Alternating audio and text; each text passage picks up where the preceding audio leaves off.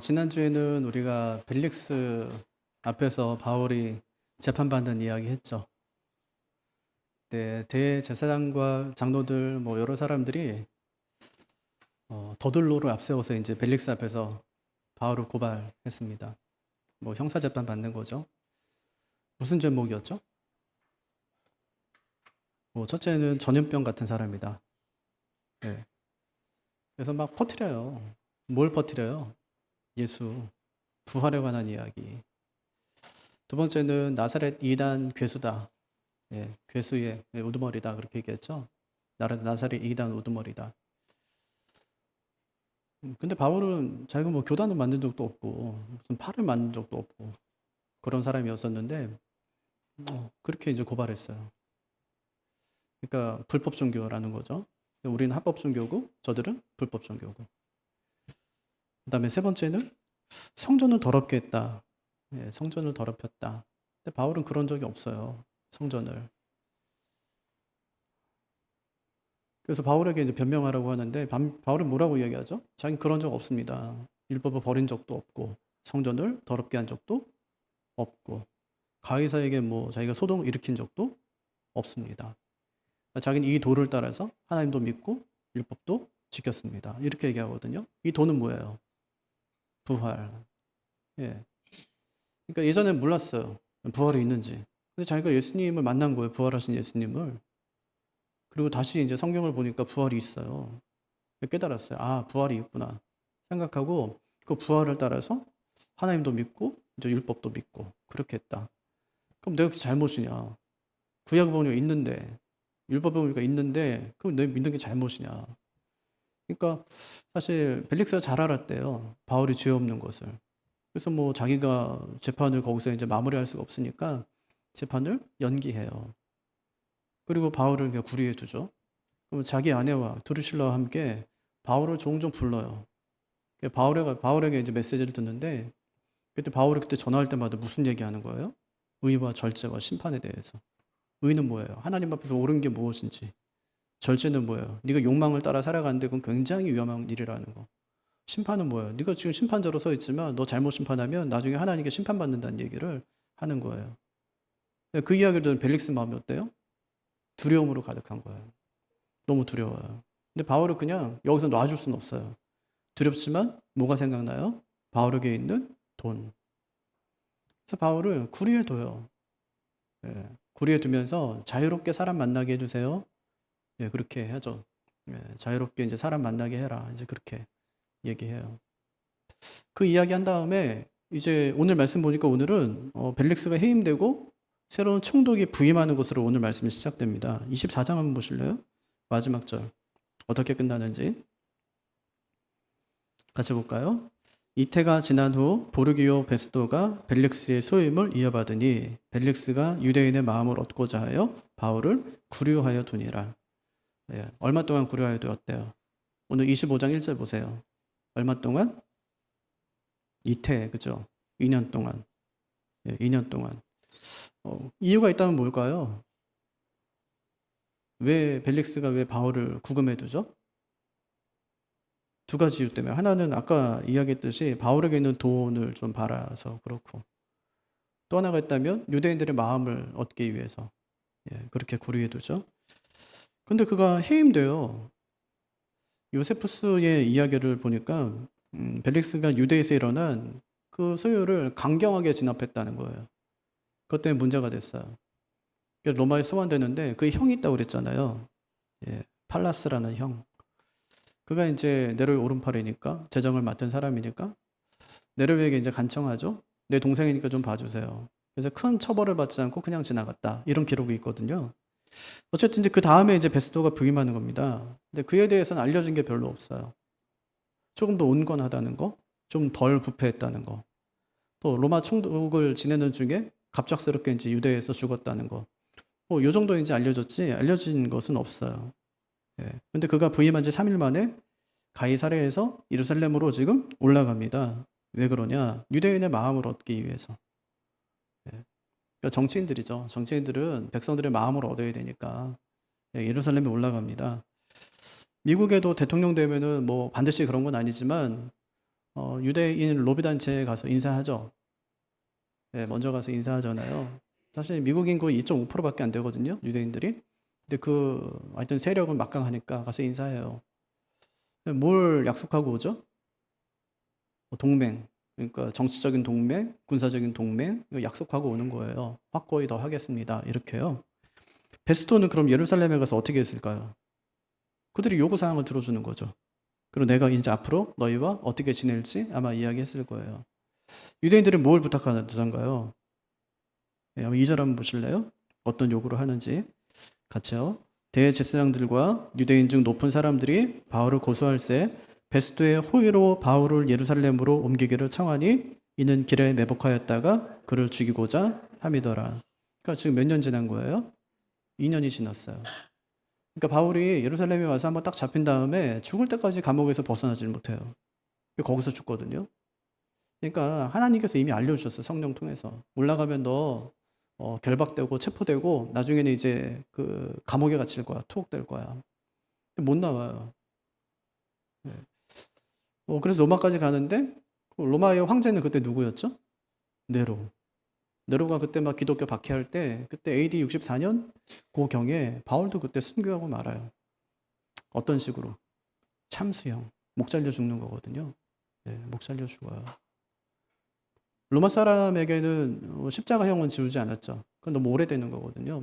길면 일주일 동안 매달려 있어야 되니까 고통이 너무 심해서 목 잘려 죽는 건 끔찍하지만 그래도 빨리 끝날 수 있어요. 로마 사람들은 아주 극악한 죄를 지어서 사형 판결을 받게 되면 참수형을 당했어요. 그럼 바울이 지금 참수형 나중에 당하는, 그렇게 이제 바울이 나중에 죽게 되거든요.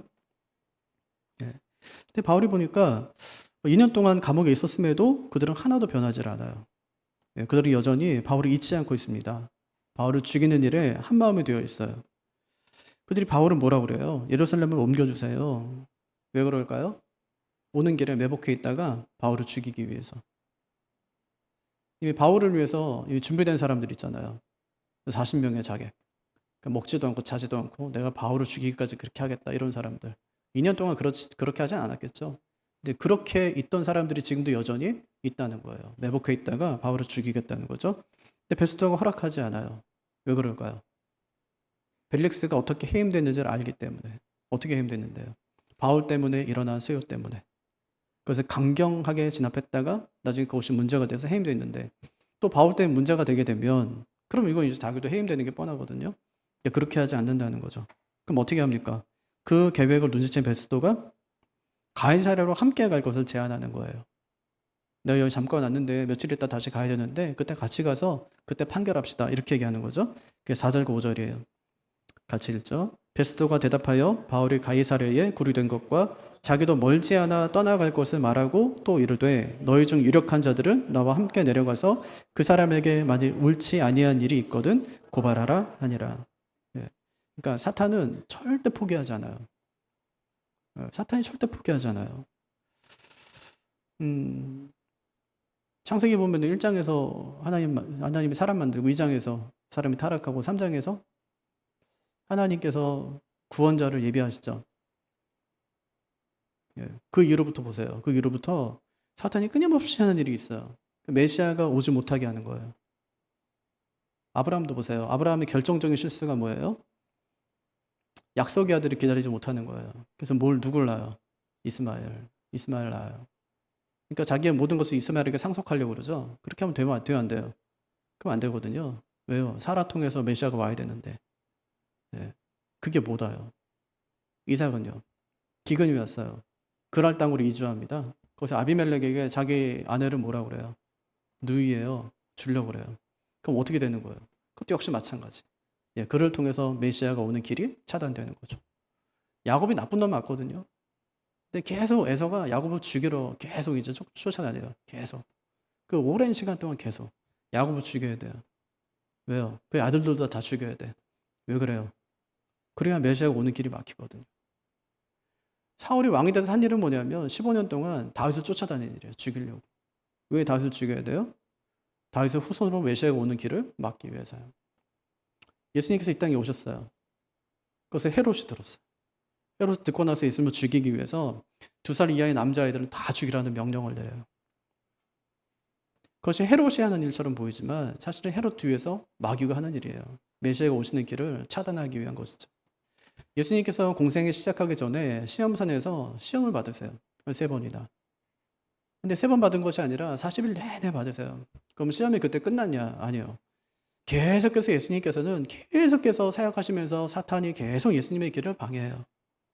하루는 예수님께서 자기의 죽음과 부활에 관해서 말씀하셨어요. 내가 죽는다는 거예요. 그러니까 베드로가 뭐라고 하냐면 주님 절대 그런 일이 일어나지 않을 겁니다. 그렇게 얘기해요. 주님께서 하신 말씀이 사탄아 내 뒤로 물러가라. 너는 나를 넘어지게 하는 자로다. 예. 사탄의 공격이 끊어진다고요? 아니요. 절대 끊어지지 않아요. 하나님께서 이제 그만 이렇게 말할 때까지 끊어지지 않아요. 욥을 보세요. 욥기는 사실 욥이 하나님께서 주신 큰 복을 받았다 이런 얘기로 시작하지만 욥기의 거의 대부분의 전체는 뭐냐면 욥이 사탄에 의해서 시험만 당하는 얘기예요. 하나님께서 이제 그만 하고 판결을 내리실 때까지 욥이 계속 시험 당해요. 계속. 그러니까 사탄의 공격은 절대로 끊어지지 않는다. 계속해서 시험하는 거예요. 바울이 감옥에서 2년 만에 나왔어요. 또 다시 재판이 시작됩니다. 그럼 이번엔 뭐가 달라졌을까요? 7절 한번 보세요. 7절 같이 읽을까요? 그가 나오매 예루살렘에서 내려온 유대인들이 둘러서서 여러 가지 중대한 사건으로 고발하되 능히 증거를 대지 못한지라. 달라진 게 있어요? 달라진 게 하나도 없어요. 2년이 지났는데 고소하는 내용도 똑같아요. 다른 내용을 찾지 못한 거예요. 여전히 뭐라고 하냐면 당신 율법 버리지 않았냐? 성전은 더럽게 하지 않았냐? 이 종교적인 죄. 예루살렘은 소동케 하지 않았냐? 이 정치적인 죄. 고발했어요. 근데 바울이 뭐라고 하냐면 나는 율법이나 성전이나 가이사에게 도무지 죄를 짓지 않았다. 똑같이 변명하는 겁니다. 이에 대해 베스토가 어떻게 결정할까요? 이러지도 못하고 저러지도 못해요. 왜요? 유대인에게 좋은 평판을 얻기 위해서 바울을 처벌해야 되지만 못해요. 왜? 그건 로마의 시민권자이기 때문에. 부당하게 재판할 수가 없거든요. 결국 선택을 바울이 하게 하는데 어떻게 하게 합니까? 9절 시작. 베스토가 유대인의 마음을 얻고자 하여 바울더러 묻되 내가 예루살렘에 올라가서 이 사건에 대하여 내 앞에서 신문을 받으려느냐. 벨릭스는 유대인의 마음을 얻기 위해서 바울을 2년 동안 구류시켜 놨어요. 근데 베스토는 지금 유대인의 마음을 얻기 위해서 예루살렘에 가서 재판하자 이렇게 이야기하는 거예요. 그러면 예루살렘에 가서 재판을 하면 누구한테 유리하게 재판 결과가 나오겠습니까? 유대인들이겠죠. 그럼 자기는 정당성을 좀 확보하겠죠. 그렇게 하자는 거예요. 근데 그것을 바울이 거부합니다. 왜냐하면 불리하다고 판단했기 때문에. 그래서 바울이 로마 황제에게 상소를 합니다. 10절 시작. 바울이 이르되 내가 가이사의 재판자리에 앞에 섰으니 마땅히 거기서 신문을 받을 것이라. 당신도 잘 아시는 바와 같이 내가 유대인들에게 불의를 행한 일이 없나이다. 그러니까 자신이 불의를 행해서 죽게 된다면 죽겠지만 근데 그들의 고발이 사실이 아니면 나를 그들에게 내어줄 수 없습니다. 이런 얘기예요. 맞는 얘기죠? 아니 죄를 지어서 죄값을 받아야 된다면 받겠지만 죄가 없는데 내가 죄값을 받으라고요? 나는 그거 안 하겠습니다. 그럼 사는 말이 로마의 황제에게 재판을 받겠습니다. 로마로 가겠다는 거예요. 나중에 로마로 가죠. 바울의 소망이 뭐였어요? 주님께서 바울이 엄청 핍박을 당하고 했을 때 그날 저녁에 주님께서 나타나셔서 하신 일이 뭐예요? 말씀이 뭐예요?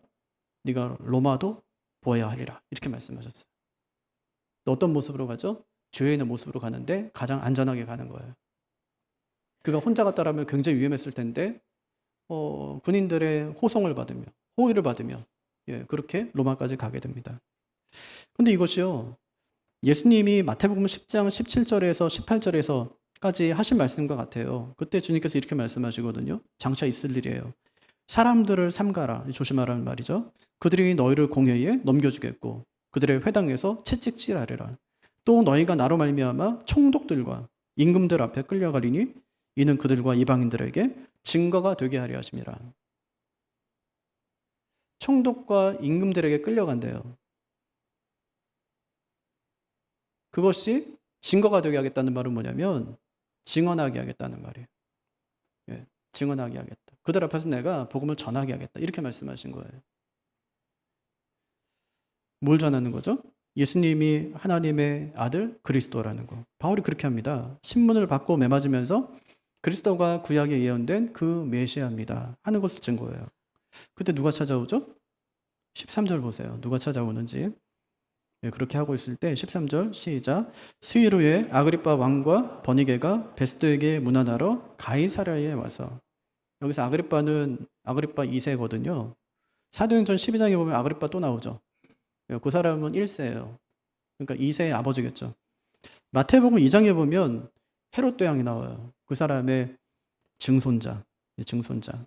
버니게는 아그리빠 2세와 남매 사이에 지금 누가 찾아왔냐면 베스도가 지금 이제 총독에 오른 거잖아요. 인사하러 왔어요. 유대의 왕. 예, 아그리빠가 자기의 여동생과 버니게와 함께. 예, 버니게. 근데 버니게는 자기 삼촌하고 결혼했다가 이혼했거든요. 그리고 자기 오빠하고 또 결혼했어요, 지금. 그러니까 남매 사이가 온 거지만 부부 사이가 지금 온 거예요. 엄청난 콩가루죠, 그냥. 예, 엄청납니다, 이 가정이 진짜로. 예. 지난주에는 벨릭스가 자기 아내 드루실라와 함께 바울에게 말씀 들으려고 이제 바울을 불렀다고 그랬잖아요. 드루실라도 남매예요. 이렇게 삼남매 지금. 예. 예, 지금 아그리빠 2세, 버니게, 드루실라. 다 아그리빠 1세의 자녀들이었습니다. 근데 참 희한하죠, 그죠? 드루실라 누가 결혼시켜요? 그거는 로마의 총독하고 결혼시켜요. 이방 결혼 돼야 안 돼요. 유대인들은. 또 왕이. 그럼 안 되거든요. 근데 그거 하는 거죠. 남매 사이에 결혼하면 돼야 안 돼요. 그것도 안 되는 거예요. 근데 삼남매가 지금 그러고 있는 거예요, 지금. 그 나라의 실정이 지금 어떤지를 잘 보여줘. 영적인 상황이 지금 어떤가를 잘 보여주는 거죠. 레위기 26장에 보면은 하나님께서 딱 원리 하나를 알려주세요. 이스라엘이 앞으로 살아가는 원리. 그게 뭐냐면 하나님 말씀대로 살아가면 하나님이 책임져 주는 게 경제, 국방, 외교. 이거 내가 책임져 줄게. 이렇게 말씀하시거든요. 근데 만약에 그렇게 살지 않으면 처음에 흉년 오고 그 다음에 수탈 오고 그 다음에 포로 될 거야. 이렇게 말씀하세요. 그럼 끝나는 거거든요. 근데 어떻게 살아가냐면 그렇게 살아가는 거예요. 나중에 어떻게 될까요? 이제 조금 있으면은 이제 이스라엘 완전히 멸망하고 말아요. 예. 그냥 아예 그냥 돌 위에 돌 하나 남지 않게 로마의 군대에 의해서 완전히 그냥 초토화돼 버리죠. 이처럼 이 헤롯의 가문이 사탄의 앞잡이가 되어서 이 복음의 길을 계속해서 방해해 갑니다. 헤롯 대왕 보세요. 예수님 오실 때 그 소식 듣고 나서 예수님 죽이기 위해서 그냥 그 메시아 예수님 죽이기 위해서. 물론 정치적으로는 자기 자리를 위협받으니까 이제 유대의 왕이라고 그러니까 위협받으니까 그를 죽이려고 했지만 사탄의 앞잡이 노릇한 거죠. 그의 아들 어떻습니까? 그의 아들은 헤롯 안디바라고 들어보셨어요? 헤롯 안티파스라고도 부르고요. 또 헤롯 빌립, 예, 2명. 근데 안티파스가 어떻게 합니까? 자기 동생의 아내를 자기 아내로 취해요. 진짜 뭐 엄청납니다. 이게 하여튼 가정사가 어마어마해요, 막. 예, 헤로디아예요. 예. 근데 그것을 세례요한이 어떻게 하냐면 그 죄야 잘못이야 지적하니까 헤로디아가 그놈을 죽이고 싶은 거예요. 저 나쁜 놈. 감히 그래 이러면서요. 죽이고 싶었어요. 근데 기회가 없잖아요. 워낙에 세례요한은 그때 세력을 이제 믿는 사람들 유대인들을 막 세력을 때 형성하고 있을 때니까 함부로 잡아 죽일 수가 없어요. 네, 또 마지막 선지자고 막 그러니까 할 수가 없어요. 그래갖고 이제 기회를 엿보고 있을 때 헤롯이 생일이 됐어요. 그래서 헤로디아의 딸 살로메가 헤롯 앞에서 막 춤을 춥니다. 근데 춤을 잘 췄나 봐요. 딸이 막 그러니까 막 딸에게 마음을 홀딱 뺏겨가지고 내가 나한테 뭐 무슨 소원이든 물을 달라는 거예요. 그럼 자기는 다 들어주겠대 그걸. 나라의 뭐 절반으로 다 주겠대. 다 주는 거예요 그냥. 그러니까 이 딸이 엄마한테 와서 상의합니다. 아버지가 그러는데 다 해주겠다는데 뭘 해야 될까요? 그랬더니 세례요한의 목을 소반에 담아갖고 달라고 그래. 이렇게.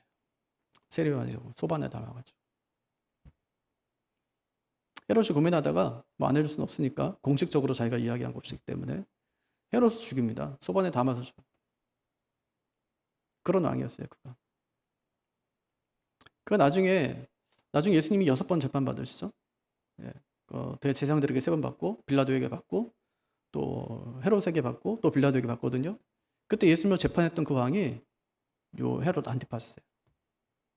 뭐로 가냐면 네가 우리 아버지가 죽이려고 했던 그 유대인의 왕이 맞냐고 물어요. 예수님께. 네. 예수님께서 그때 어떻게 하시냐면 침묵하시거든요. 그때 예수님께 정말 화려한 옷을 막 입혀요. 유대 왕처럼 화려하게. 그리고 예수님 막 조롱해요. 백성들에게 보내는 거예요. 그랬던 왕이에요. 예, 헤롯 안티파스. 그의 조카가 헤롯 아그리빠 1세입니다. 헤롯 아그리빠 1세. 이 사람은 어떤 사람이냐면 예수님의 제자 중에 첫 번째로 순교한 사람 있죠. 야고보. 야고보의 목을 칼로 쳐 죽인 사람이에요. 사람들이 엄청 좋아했어요. 야고보가 죽으니까.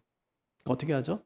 더 큰 놈을 내가 더 큰 제자를 죽여야 되겠다고 생각하고 베드로를 잡아요. 감옥에 가둡니다. 그 다음날 죽이려고. 근데 그날 하나님께서 그를 빼내주시죠.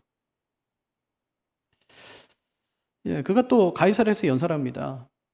이런 일이 있은 다음에 가이사랴에 가서 연설을 해요. 그때 사람들이 뭐라 하냐면 이건 사람의 소리가 아니라 신의 소리입니다. 그렇게 얘기하죠. 근데 그것이 이제 진짜 자기 마음에 꽉 찼어요. 하나님께 영광 돌리지 않고 자기 영광을 받았다가 벌레가 먹어 죽어요. 그게 헤롯 아그리파 1세였어요.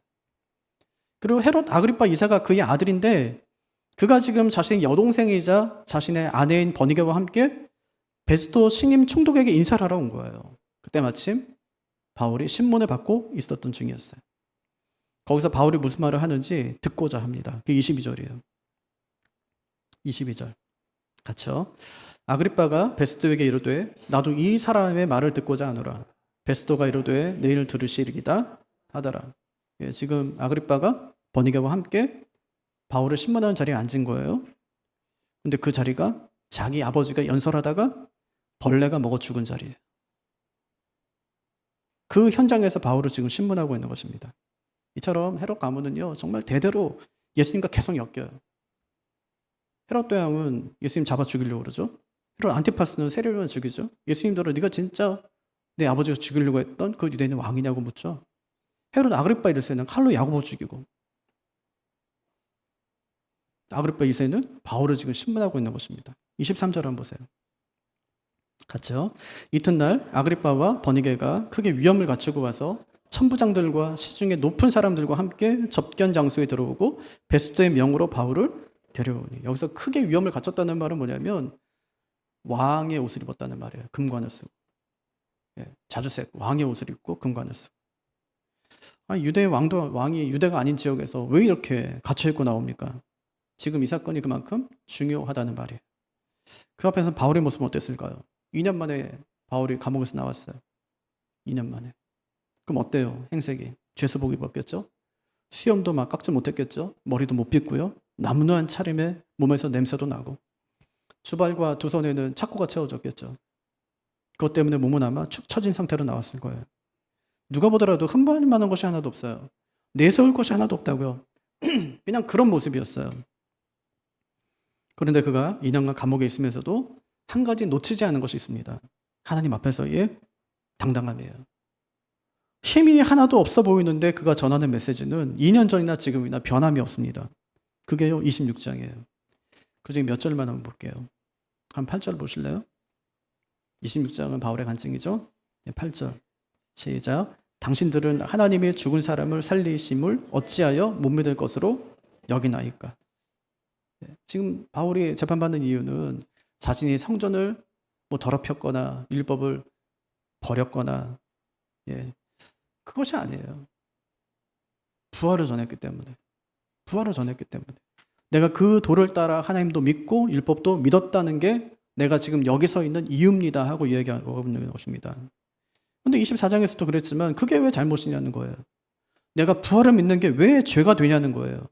하나님은 산자의 하나님이라고 하셨는데, 아브라함의 하나님, 이삭의 하나님, 야곱의 하나님이라고 하셨는데 그들이 지금도 살아있다고 하는 건데 내가 왜 그걸 믿는데 이단이라고 하냐면서 왜 나를 죽일 사람 취급을 하냐는 거예요. 그래서 묻죠. 왜 당신들은 하나님이 죽은 자를 살리신다는 것을 믿을 수 없는 일로 여기고 있습니까? 하고 묻는 거예요.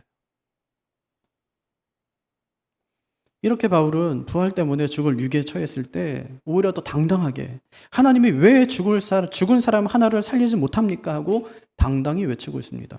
19절도 한번 보세요. 19절. 거기서부터 한번 읽어보죠. 계속.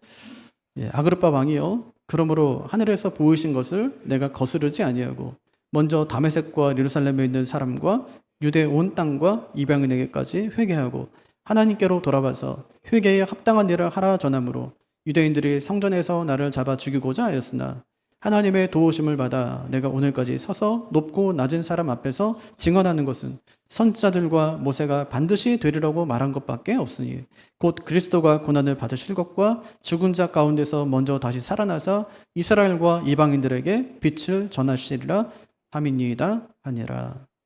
이게요 한 문장이에요. 그죠? 중간에 끊어진 문장이 없죠. 한 문장. 우리말 성경은 한 문장으로 되어 있어요. 바울이 숨도 쉬지 않고 얘기하는 거예요. 자신이 주님 만난 다음에 주님께서 말씀하신 것처럼 예루살렘과 유대와 사마리아와 땅끝까지 가서 회개에 합당한 일을 하라고 해서 그 일을 전했다는 거예요. 근데 유대인들이 어떻게 했대요? 그런 자신을 잡아가지고 죽이려고 했다는 거예요.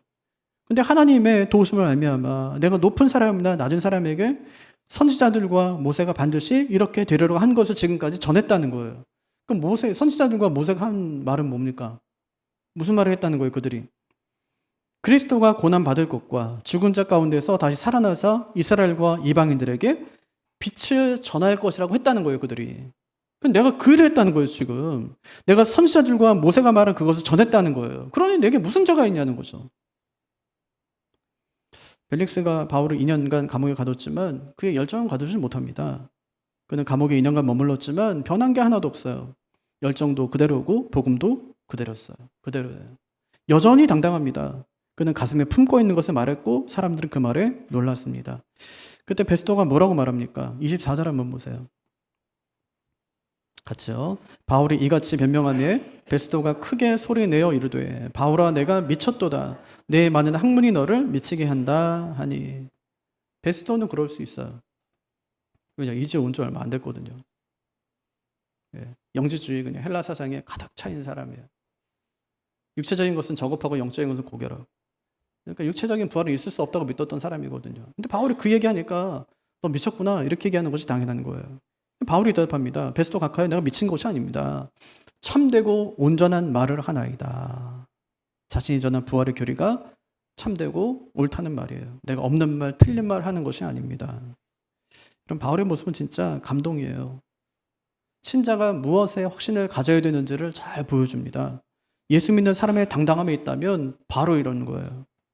어떻게 이렇게 당당할 수 있습니까? 그가 예수 그리스도라는 보배를 이 질그릇에 갖고 있었기 때문에. 이 질그릇에. 자신은 정말 보잘것없이 연약하고 약한 존재이지만 내 안에 보배를 보신 주님이 계시기 때문에 그 주님이 자신을 통해서 나타나게 되는 거예요. 그가 고린도 후서 4장 7절에서 10절에 이렇게 말씀합니다. 우리가 이 보배를 질그릇에 가졌으니 이는 심히 큰 능력은 하나님께 있고 우리에게 있지 아니함을 알게 하려 함이라. 우리가 사방으로 우겨쌈을 당하여도 쌓이지 아니하며 답답한 일을 당하여도 낙심하지 아니하며 박해를 받아도 버림받지 아니하며 거꾸로 뜨림을 당하여도 망하지 아니하고 우리가 항상 예수의 죽음을 몸에 짊어짐은 예수의 생명이 또한 우리 몸에 나타나게 하려 함이라.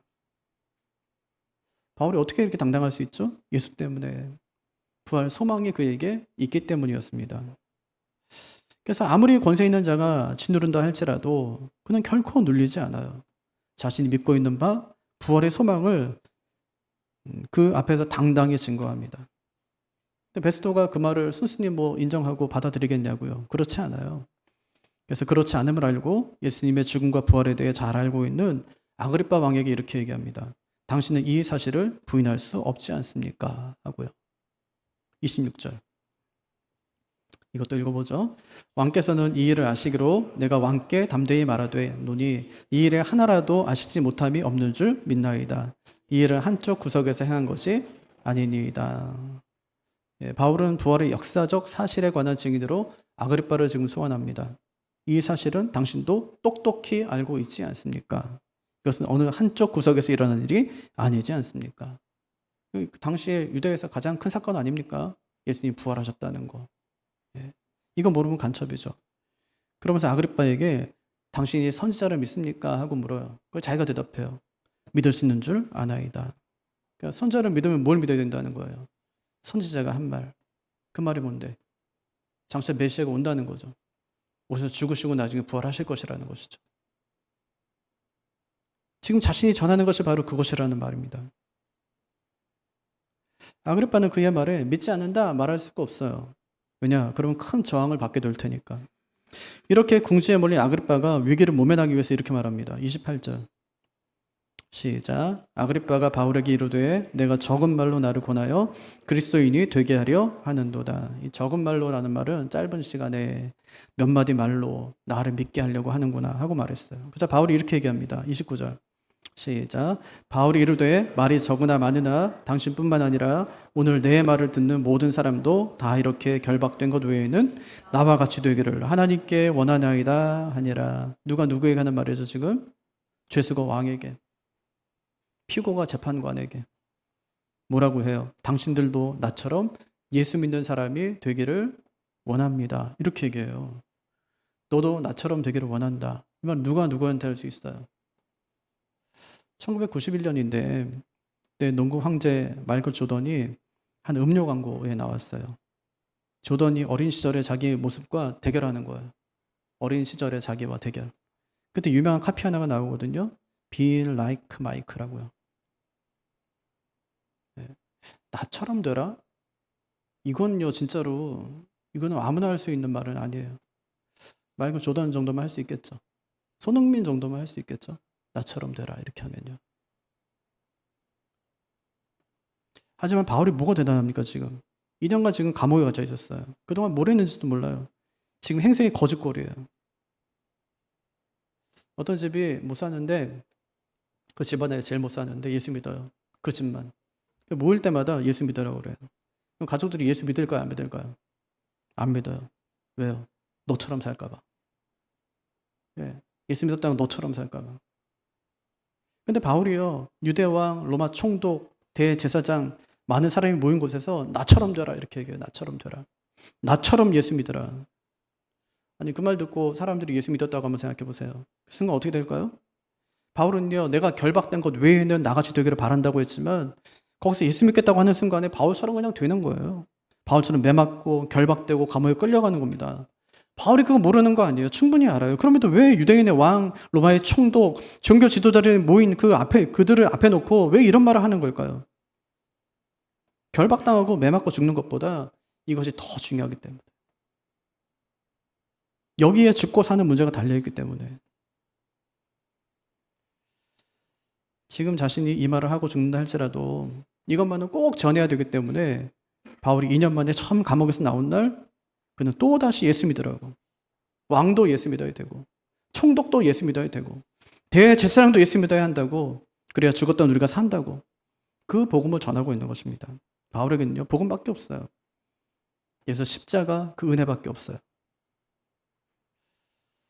복음은요 사람 가려가며 전하는 게 아닙니다. 엄마도 아빠도 아들도 딸도 예수 믿어야 돼요. 옆집 아저씨, 세탁소 아저씨, 편의점 알바생 다 예수 믿어야 돼요. 바울은 복음을 부끄러워하지 않아요. 왜냐? 이 복음이 구원을 주시는 하나님의 능력이 됨을 알았기 때문에. 사람들은 가슴이 시키는 일을 하며 살아가요. 또 가슴에 품은 말을 하면서 사람들이 살아가요.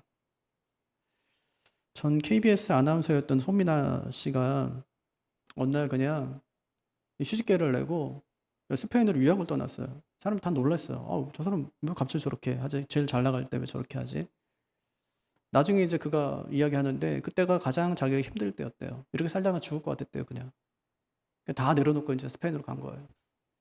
공부도 하고 또 거기 여행도 하고 하면서 책 한 권도 써냈어요. 사람들이 많이 읽혔죠. 그리고 몇 권의 책을 더 썼어요. 그가 자신이 그렇게 사는 이유를 딱 한마디로 얘기했어요. 지금이 아니면 안 되기 때문에. 왜 그렇겠습니까? 하는 질문에 지금이 아니면 안 되기 때문에. 여러분 왜 바울이 2년 만에 감옥에서 나와서 자신을 죽이려는 그 무리들 앞에서 자기를 변호하는 것이 아니라 그들에게 왜 예수를 믿으라고 할까요? 왜 그 절체절명의 순간에 생과 사가 오가는 그 순간에 예수를 전할까요? 지금이 아니면 안 되기 때문에. 지금이 아니면 유대 왕과 로마 총독과 대제사장과 수많은 유대인들이 한자리에 모인 그곳에서 예수 복음을 다시는 전할 수 없기 때문에. 바울은 자신은요 어떻게든 상관이 없는 사람이었습니다. 오직 예수 그리스도만 높아질 수 있다면, 자기 자신을 통해서 한 영혼이라도 주님께 돌아올 수 있다면 그는 자신을 기꺼이 죽음에 내어놓을 수 있는 그런 사람이었습니다. 그럼 우리 가슴은 무엇을 말하고 있습니까? 우리의 가슴은 무엇으로 가득 채워져 있습니까? 바울의 가슴에는 예수뿐이에요. 예수밖에 없었어요. 그는 예수님을 전했고 예수님 위해 살았고 예수님 위해 죽었습니다. 예수밖에 모르는 인생, 예수뿐인 인생, 그게 바울이었습니다. 바울이요, 너도 나처럼 되라 이렇게 말해요. 너도 나처럼 되라. 아직 예수 믿지 않는 사람들에게는 예수 믿으라는 얘기고요. 또 예수 믿는 사람들에게는 자신처럼 예수님을 전하라는 얘기예요. 세상에 쫓겨서 세상 일만 하고 살지 말고 사명 감당하며 살아갈 수 있는 우리가 되기를 바랍니다. 우리 인생도요, 예수뿐인 인생, 예수밖에 모르는 인생, 예수님만 전하다가 나중에 바울처럼 기쁨으로 하나님께 들림받는 그런 놀라운 역사가 우리 가운데도 임하게 되기를 주님의 이름으로 축복합니다.